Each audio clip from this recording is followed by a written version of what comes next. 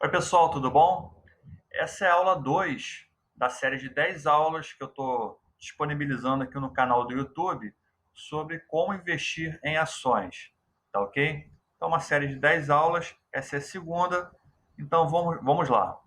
Eu vou falar sobre o método de Décio Bazin, método original que ele criou, né, de investimento em ações. Então, como eu falei, é uma série de 10 aulas, videoaulas gratuitas. E se você quiser ter acesso a essas aulas e ser informado sempre que uma aula nova entrar, né, no nosso canal, você assina o canal, né, segue aí, se inscreve e se você achar legal a aula, compartilha, curte, tá bom? Mas vamos lá, vamos ao que interessa. Esse é o Décio Bazin, né, a foto dele. E Décio Bazin foi um cara que ele difundiu a ideia do investimento de valor, investimento em dividendos, tá?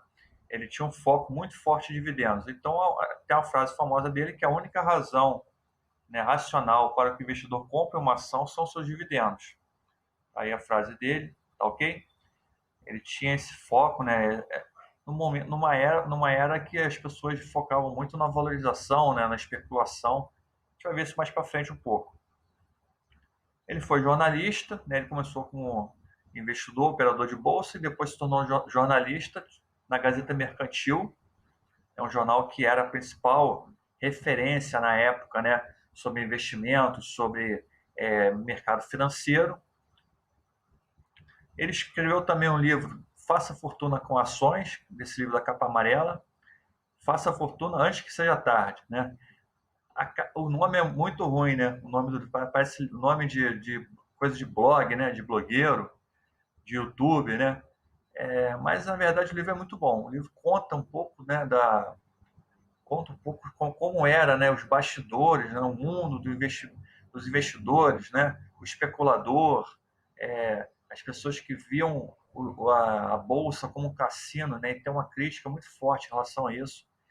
E ele fala sobre as bases do seu método, que é o longo prazo, o dividendo, a importância de como um pequeno investidor deve buscar se posicionar na bolsa em relação ao seu investimento, tá? É um livro muito bom. Se você não tem, recomendo, né? Adquirir, comprar e ler. Realmente é um conhecimento muito bom, muito interessante. Essa é a base da filosofia dele. Então, ele tinha uma filosofia, né? Que ele difundia. Então, podemos dizer que ele é um filósofo. Então, é a filosofia de investimento de três pilares, né? O foco no longo prazo, ou seja, você tem que ter paciência, esperar acontecer, né? Esperar que aquele papel, aquela empresa traga bons frutos para você. Outro que eu falei até um pouco é que a bolsa não é um cassino, ou seja, a bolsa não é um lugar para você jogar o seu dinheiro, você tem que investir com inteligência, com estudo. E o terceiro pilar é o foco em ações que pagam dividendos, tá? Então, esses três pilares são a base, né, da sua filosofia. Mas será que isso funciona, né? Será que as ideias dele sobre investimento realmente funcionaram? Vamos ver então um pouco como é que a gente pode dizer sobre isso. Primeiro, Décio Bazin foi um investidor de grande sucesso, tá? Ele realmente aplicava, né, a sua filosofia e ele obteve muito sucesso com a sua estratégia de negócios na Bolsa de Valores. A frase dele é célebre, que ele diz o seguinte: é perfeitamente possível viver de dividendos. Os dividendos que recebo garantem uma retirada equivalente ao salário de um presidente de empresa. Ou seja, ele, mesmo sendo jornalista, né, colunista, ele tinha um salário muito elevado, por conta da forma que ele investia o seu dinheiro. O Bazin, uma coisa importante e interessante a gente pensar, né, como é que era a realidade do passado e hoje, passado recente, né, estamos falando dos anos 60, 70, 50, por aí. Naquela época não tinha, nessa época não tinha, né, internet, celular. Na época eu não sou tão jovem, eu também não sou tão idoso, mas na época eu era novo, não tinha celular, né? Imagina nos anos 60, né, 50, não tinha celular, não tinha televisão, não tinha TV a cabo, não tinha computador, até telefone era uma coisa rara, né? Poucas pessoas tinham um telefone em casa. Rede social, então, era uma ilusão, né? A rede social começou nos anos 2000, né, a se realmente popularizar e se difundir. Então, o Bazin era um grande influenciador na sua época.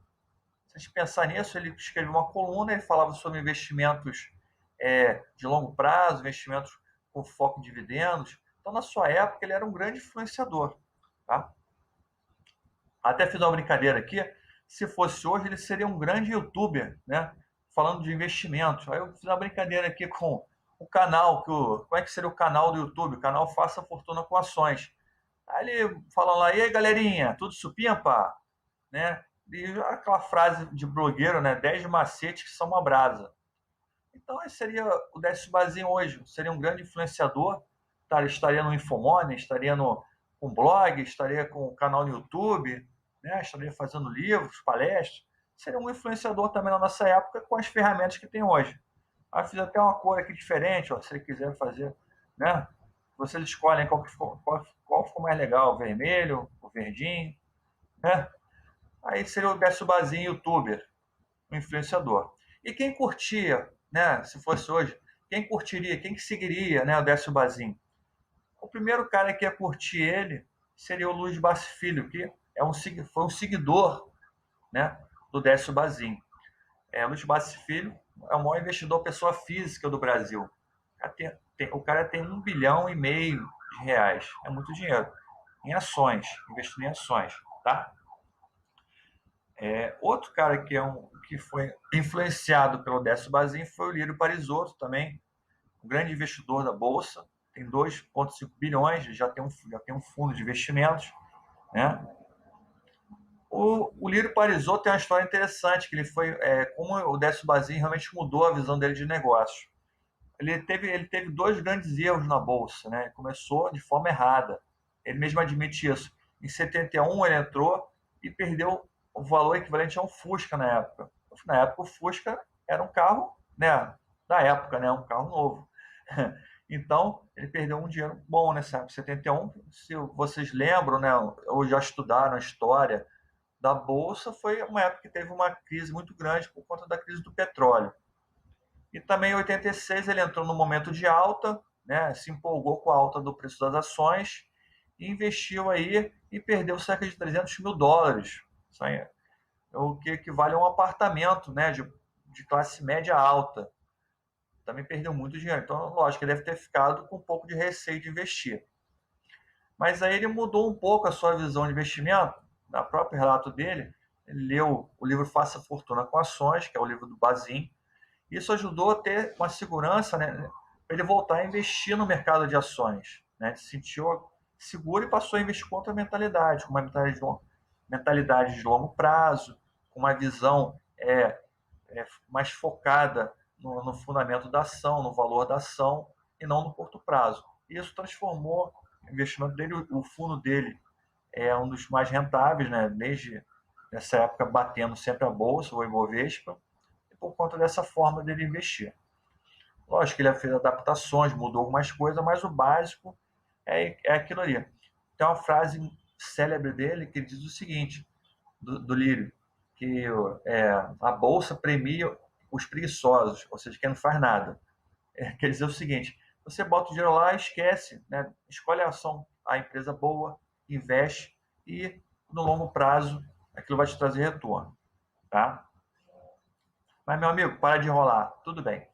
Não estou enrolando, estou só fazendo uma introdução. Mas vamos agora, então, para os finalmente. Né? O que é o método do Décio Bazin? Tá bom? A Odorico Paraguaçu aí, figura. Então, pilares do método Décio Bazin. Tá bom? São 4. A gente vai ver agora.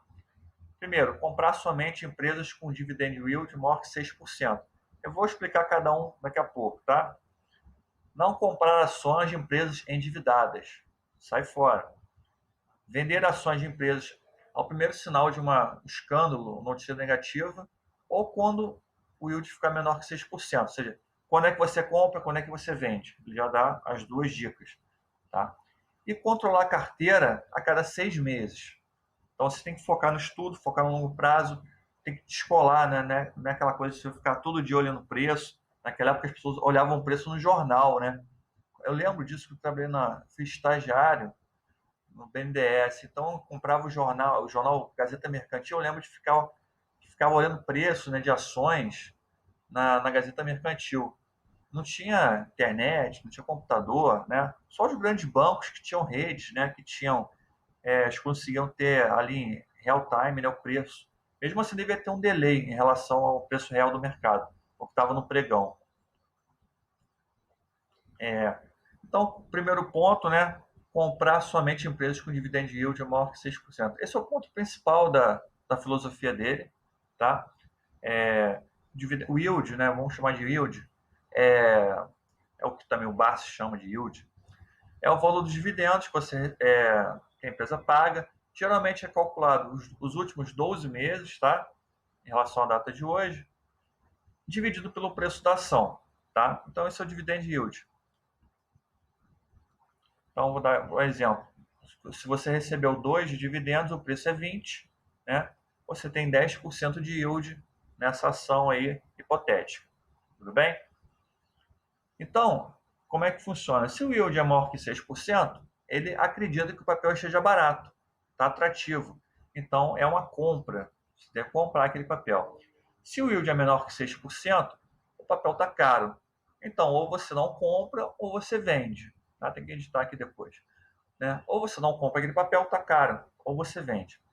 O interessante é o seguinte, o Bazin, ele usa o yield como uma espécie de valuation do papel, daquele papel da empresa. Ele usa como uma forma simples de você determinar se o papel está caro ou se o papel está barato, tá? De uma forma com um único indicador. O que é o valuation? Né? O valuation é uma técnica que ela tenta determinar o preço justo de uma ação. Quanto que aquela ação vale realmente. Tá? Justo, lógico, em relação ao quê? Em relação ao dólar, em relação à taxa de juros, não. Em relação ao retorno que aquela ação pode trazer para o acionista. Tá bom? Então, isso é o valuation.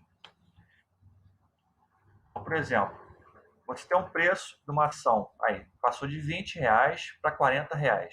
Aí você pensa, pô, dobrou o preço, né? Aumentou 100%. Então, agora essa ação pode estar cara, né? Então, se você olhar só o preço, aparentemente dobrou. O preço está 100%, dobrou, então o preço está muito caro. Mas o que é o valor? Este é um preço relativo. Então, se você imaginar que o dividendo dessa mesma ação passou de 1,20 para 3,60, ou seja, triplicou, né? Então, você pode pensar o seguinte, poxa, o preço dobrou, mas o retorno que a empresa traz para o acionista triplicou. Então, na verdade, R$ 40 não está caro, né? Esse preço dobrou, mas ainda está, na verdade, está relativamente mais barato. Então, essa é a visão que o Basile usava em relação ao valuation pelo dividend yield, né? Mesmo o preço aumentando, se o dividendo acompanhar, né, ou subir mais, aquela ação continua sendo atrativa para uma compra. Então, isso com base no que eu falei, né? Então, se o dividend yield diminui, o preço da ação em relação ao retorno para o acionista aumenta, né? Então, o papel está caro, o dividend yield diminuiu. Agora, se o yield aumenta, né, o preço da ação em relação ao retorno que tem para o acionista, ele também aumenta. Então, o papel está caro. Desculpa, está barato. Deixa eu editar aqui, gente. O papel está... Vai na hora, tá bom? Então, se o yield aumentou, opa, legal, o papel para mim está mais barato, né? O retorno ao acionista aumenta. Exato. Vamos lá? Bem, desculpem a falha, mas vamos lá. Aqui é sem edição, sem corte, tá bom? Então, vou dar um exemplo prático, fica mais fácil entender. Né? Outro exemplo. Supor que você tem aí uma ação que custa R$ 20 e o dividendo é 1,5, tá? R$ 1,50. Qual o yield que você recebe? 7,5%. Tá? Você faz o cálculo aí, dá 7,5%. Se o preço aumentar, né? O preço aumenta para 30, o que acontece? Você tinha um preço aqui de 20, né? Vamos lá, o preço passou para 30, a mesma ação. O yield cai para 5%. Então, nesse caso, o preço aumentou, né? O dividendo continuou o mesmo, e na verdade o yield caiu para 5%. Aí, nesse caso, 5% já está abaixo, né, da faixa de corte que o Basel determina. Mas, se por acaso o dividendo subiu para R$ 2 nesse período, né, a ação aumentou para 30, mas o dividendo subiu para 2. Então, o yield passa para 6,7%. Então, continua valendo a pena, né, para o acionista adquirir aquela ação, tá bom? Então, essas são as informações que...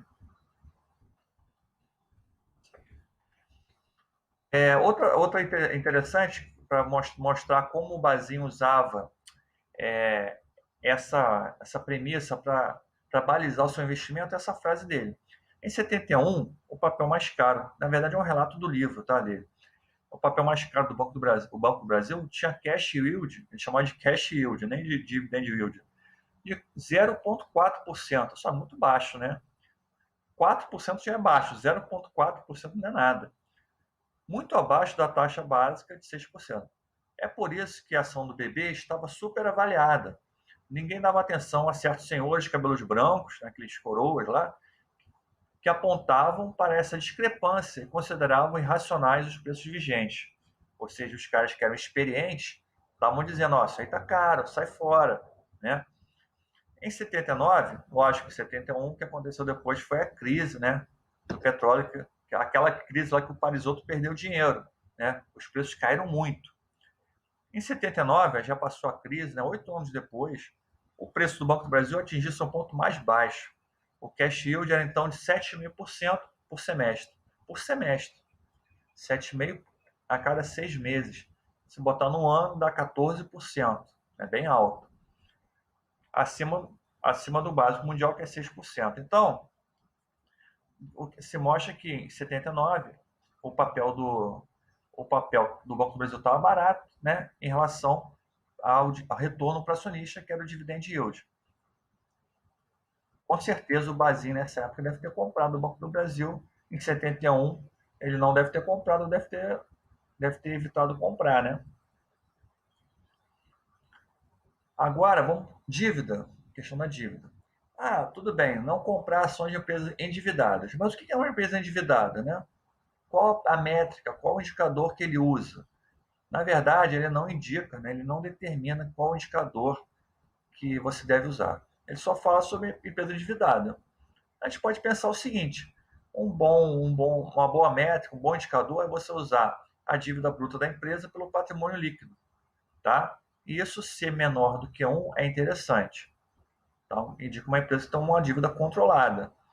Uma dívida bruta sobre o patrimônio líquido maior do que 1 está dizendo o quê? Que se a empresa vender tudo que ela tem, nem assim ela consegue pagar a sua dívida, né? Então a empresa está com a dívida complicada.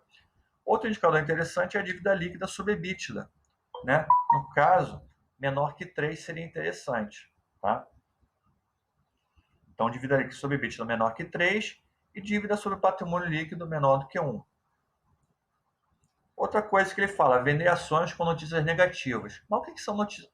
O que são, então, Vicente, notícias negativas? Eu acredito que ele se refira a notícias realmente relevantes, né, que impactem o fundamento da empresa, impactem o futuro da empresa, impactem o seu fluxo de caixa, o seu pagamento de dividendos. Aí sim, realmente, eu acho que é uma notícia que seja negativa. Porque tem muito boato, né? Boato. A Fitch reduziu o rate na empresa tal, a corretora tal recomendou venda, o presidente mudou o presidente, entrou outro diretor. Isso não é notícia negativa, né? Então, é uma notícia realmente impactante sobre aquela empresa. O foco dele é sempre a longo prazo. Lógico, notícia que afeta o curto prazo não interessa para gente. Então, o que eu falei, notícia relevante, né? Outro fator importante é o controle da carteira a cada 6 meses. Tá? Então, ele prega isso, que você não deve ficar o tempo todo olhando o papel, olhando a carteira, olhando o computador, né? Lendo, porque isso traz muita ansiedade e acaba fazendo você cometer erros. Tá? Eu sei que isso é complicado, você tentar se desligar do fluxo, né, diário de preços, mas é uma coisa que ele destacava, ele tentava, né, sugerir aos seus seguidores, né? Então, o foco nele é sempre no longo prazo, tá? A ideia é sempre você estar focando, olhando no longo prazo. E como é que essa gestão é feita? Você, a gestão basicamente é feita com o controle do dividend yield. Ao contrário, por exemplo, do Barsi, o Barsi não vende as ações que ele compra. O Barsi compra e segura o resto da vida, tá? O Basini, ele pregava o seguinte, você compra a ação, enquanto ela tiver com o dividend yield abaixo de 6%, você vai comprando. É uma ação interessante. Quando ela ficar com o dividend yield abaixo de 6%, né, ela já fica no estágio que você pode pensar em vender. Se o dividend yield cair muito, né, você vende a sua ação. Então, 6% ali é a linha de corte, tá? Gente, é isso, tá? A aula é essa. O básico do Bazin tá aí, tá bom? 6% de dividend yield para comprar ou vender, evitar ações endividadas e evitar ações com notícias negativas.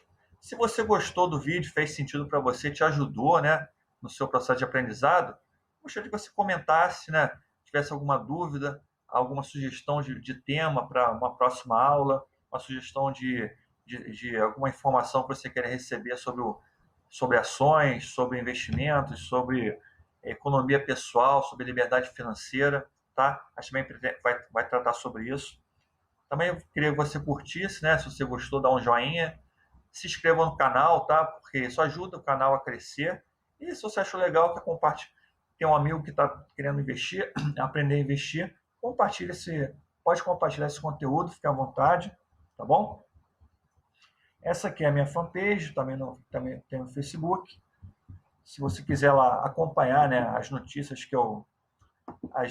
os artigos que eu publico, né, diariamente, também os vídeos exclusivos que eu boto lá no canal do Facebook, seria um prazer. Gente, muito obrigado, tá? Agradeço aí a sua atenção e aguarde a próxima aula, que vai ser muito legal. Na próxima aula eu vou falar sobre o método Bazin turbinado, tá? E vamos ver na prática como é que a gente faz isso, com uma planilha Excel, como é que a gente puxa os dados, como é que a gente faz o tratamento do dado e como é que a gente consegue, né, no final das contas, ter um resultado bacana, tá bom?